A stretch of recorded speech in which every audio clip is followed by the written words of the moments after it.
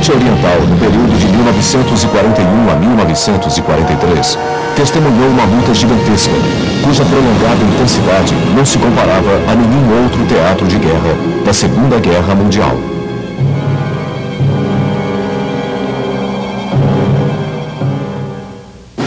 A assinatura do Pacto Russo-Germânico de Não Agressão em agosto de 1939, às vésperas da Segunda Guerra Mundial, havia unido dois aliados improváveis. O nazismo e o estilo russo de comunismo eram diametralmente opostos, mas o oportunismo político revelou-se mais importante do que a ideologia. Isso deu a ambos a oportunidade de negociar com um inimigo comum, a Polônia. Acordos comerciais também foram arranjados pelos ministros do exterior, Molotov e von Ribbentrop.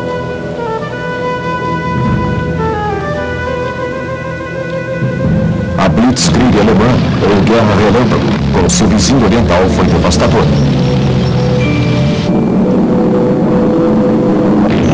Qualquer esperança que os poloneses pudessem ter tido de se defender até que a Inglaterra e a França desviassem a atenção da Alemanha para o leste foi destruída quando a União Soviética invadiu pelo leste.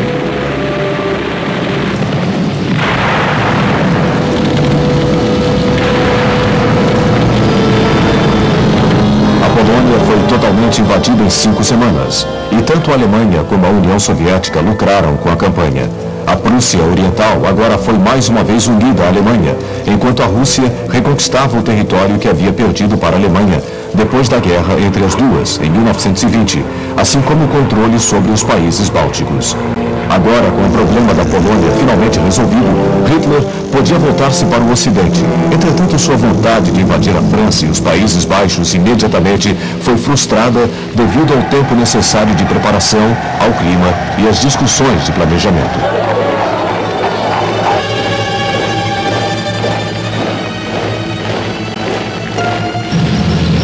Quando o ataque finalmente foi realizado em maio de 1940, foi muito mais devastador do que a campanha na Polônia. Em apenas 5 semanas, a Bélgica, a Holanda e a França estavam sob o domínio nazista.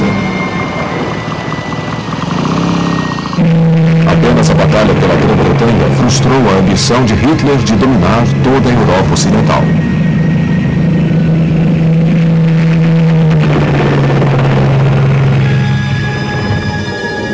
Depois disso, Hitler tentou sem sucesso bombardear a Grã-Bretanha para subjugá-la.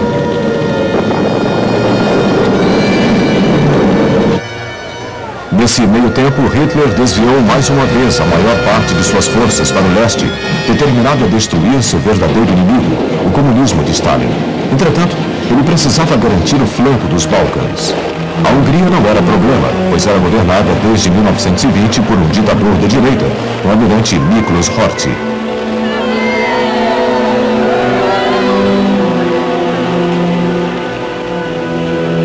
A Hungria se aliou ao pacto tripartite entre a Alemanha, Itália e Japão em novembro de 1940.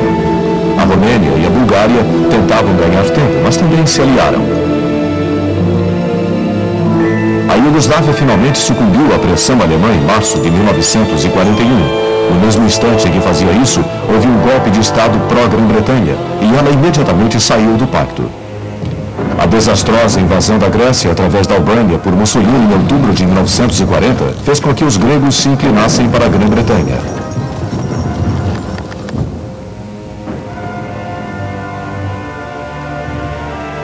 Assim, no início de abril de 1941, Hitler ordenou que suas tropas invadissem a Iugoslávia e a Grécia.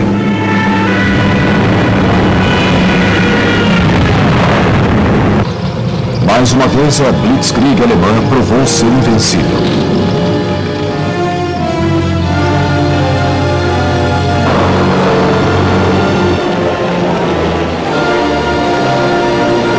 Na província da Croácia, muitos viam os alemães como um meio de se libertarem do domínio sérvio. Não foi a única vez que as rivalidades étnicas ficariam em primeiro plano nesta região. O exército real iugoslavo tinha quase 1 milhão de homens, mas poucas armas modernas, e tinha grandes fronteiras para defender. Foi assim, mal equipado, que ele enfrentou o extremamente eficiente e obstinado exército alemão.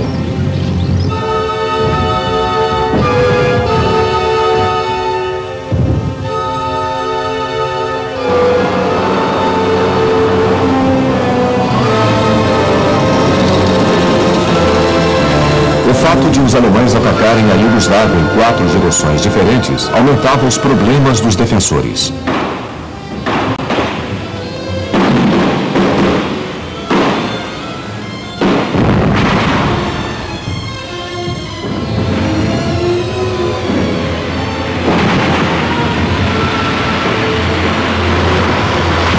As colunas alemãs motorizadas causaram sensação através das defesas iugoslávas. Onde havia resistência, normalmente, ela era breve.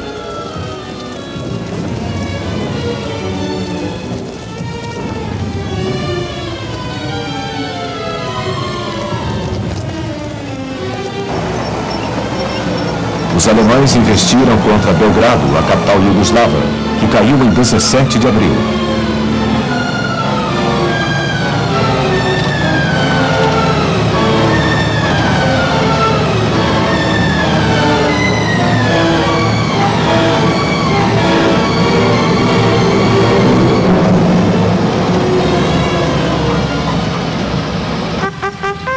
Na Grécia, a história foi quase a mesma, com o contingente britânico sendo forçado a recuar junto com os gregos.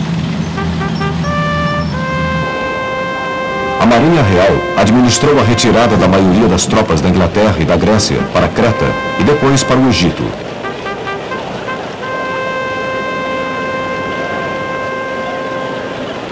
Com toda a região dos Balcãs agora sob o domínio das potências do eixo, Hitler podia prosseguir com seu plano principal de conquistar a Rússia. No final, foram necessárias 3 investidas simultâneas. As tropas do Grupo Norte deveriam atacar a Prússia Oriental, derrubar os países bálticos e dominar Leningrado. As tropas do Grupo do Centro, com grande quantidade de tanques, teriam de abater o centro das defesas soviéticas e avançar para Moscou. E as tropas do Grupo Sul cuidariam da Ucrânia. Os exércitos húngaro e romeno também fariam parte deste grupo. A concentração de forças alemãs tornava-se cada vez mais difícil de ocultar, assim como as tropas treinadas para a Operação Barbarossa, que era o codinome da invasão.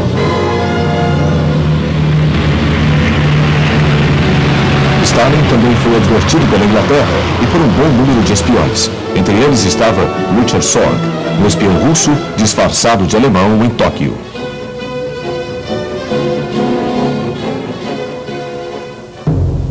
Mas Stalin não estava preparado para tomar qualquer atitude. Na verdade, as forças armadas russas não estavam prontas para conter um ataque alemão. As remoções de Stalin tinham afastado a maior parte de seus melhores comandantes, e quando os russos atacaram a Finlândia no final de novembro de 1939, foram repelidos com sérias baixas.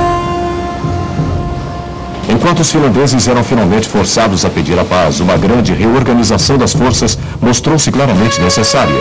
Ela ainda estava incompleta na primavera de 1941 e Stalin não estava interessado em antagonizar-se com os alemães. Em junho de 1941, as forças alemãs começaram a entrar na Finlândia através da Noruega. Eles haviam passado tropas por aqui para reforçar suas guarnições no norte da Noruega. Agora os alemães tinham convencido os finlandeses que estavam interessados em recuperar o território perdido no início de 1941, a se juntar a eles para atacar a União Soviética. Este movimento de tropas era mais uma indicação das intenções alemãs. À medida que os alemães realizavam os últimos preparativos, as únicas medidas tomadas por Stalin, só pouco antes do ataque, foram colocar seus guardas na fronteira em alerta e avisar seus comandantes militares. As forças alemãs abriram fogo às 3h15 da madrugada de 22 de junho de 1941, apenas 90 minutos depois que o último trem de grãos russo cruzou o rio Bug, entrando na Polônia, ocupada pela Alemanha. Quando amanheceu, a Luftwaffe decolou e seu objetivo básico era pistas de pouso para destruir o máximo possível da Força Aérea Vermelha em terra. Ao mesmo tempo, iniciava-se o ataque terrestre. Os alemães rapidamente cruzaram o rio Bug.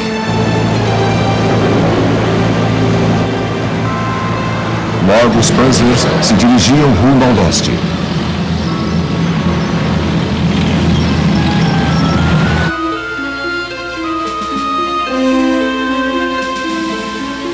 Na capital, Berlim, o anúncio do ataque alemão à União Soviética foi feito no rádio pelo ministro da Propaganda, Joseph Goebbels. O povo alemão recebeu a notícia com um ar penoso de algo inevitável. Enquanto isso, a máquina de guerra alemã movia-se incansavelmente para frente.